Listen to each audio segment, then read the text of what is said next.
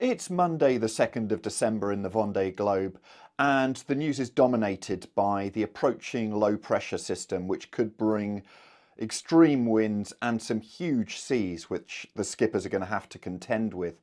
We take a look at the tracker currently, where people are positioning themselves, the leaderboard, and most importantly, PredictWind looks at the routing and what might happen with that low pressure system.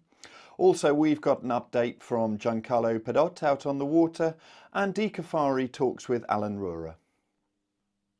The tracker on the Initiatives Cur website of Sam Davies really does show the differing fortunes of those in the fleet. If we look out in the front, there we can see Charlie Darlin, and he is doing 22.7 knots right now, and over the last 24 hours has averaged 17 knots. Whereas if we go a little bit further north and take a look at Nico Lundven, there he is only currently doing 3.7 knots. And so the wind conditions for the different areas, the different places that people are extremely different. And if we come back to the Cape of Good Hope, we can see there Sam Davies herself doing 19 knots, only averaging 13.9 knots over the last 24 hours. But that pressure that they are in is really benefiting. A lot of what the boats are right now doing is positioning themselves as best they see fit for this approaching depression. The leaderboard at 1000 hours UTC there shows Charlie Darlin in the lead, and the top three have really started to pull away now from the rest of the pack. Thomas Rouillon there now over 200 nautical miles further back. Going down the rankings, there hasn't actually been any change really, and so positions staying the same. Looking at the PredictWind routing, which Richard Gladwell, sailworld.com's New Zealand editor, has done together with them, we can see that their options are by no means simple to avoid the worst of this low pressure system that's coming in on Wednesday. Here you can see the different options for the leaders. And you can see there on Wednesday how that low pressure system really intensifies and is going to bring strong winds and also huge seas. As the black areas are the areas where you've got the strongest winds, they're the darkest reds. And then as you go through to the lighter reds, the yellows, the greens, that is the lighter winds.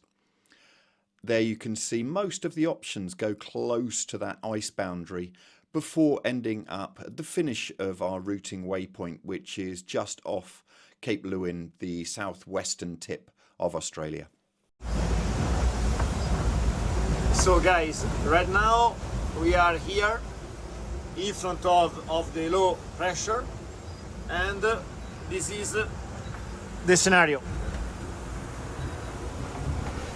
Very cloudy sky, poor visibility.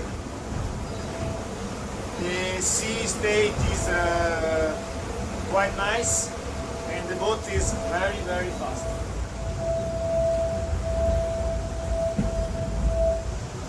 Have a nice day! So much. Hi Alan, how are you?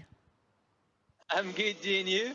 I'm good. You look full of smiles, really happy. Are you sure you've been sailing for 3 weeks? Yeah, I'm quite tired, but it's been the last 3 days were really nice. We've got good condition, some wind. We can manage to make the boat a bit fly, and actually it's really cool because we're really close to each other. Even if we're on the not on the good part of the fleet, because the good part they're like 2,000 miles away. But it's cool. There is a lot of game, and yeah, pretty happy to get on the Southern Ocean. Actually, that's cool. Well, that's going to be happening really quickly, and you're, as you say, really well positioned. Is this your opportunity to gain some positions? Yeah, I try to work hard those days to position my boat on the fleet for the Southern Ocean, and which is not easy because the conditions are changing quite soon, actually, well, quite often. And so yeah, it's hard to find a good position in with the big depression we will find on a few days. But yeah, it's really nice actually, the condition out here. Starts to be cold, but we've got 15 to 20 knots downwind. Yeah, it's unbelievable. So pretty easy to sail for the moment. Oh, that's nice. So the Cape of Good Hope, here we come. Yeah, it's another, I think, 1,000 miles, so it's gonna be like 3 days, something like this, which is cool, but which it's quite a long time after the the first part of the fleet. But that's another story. But yeah, really happy to pass this cape.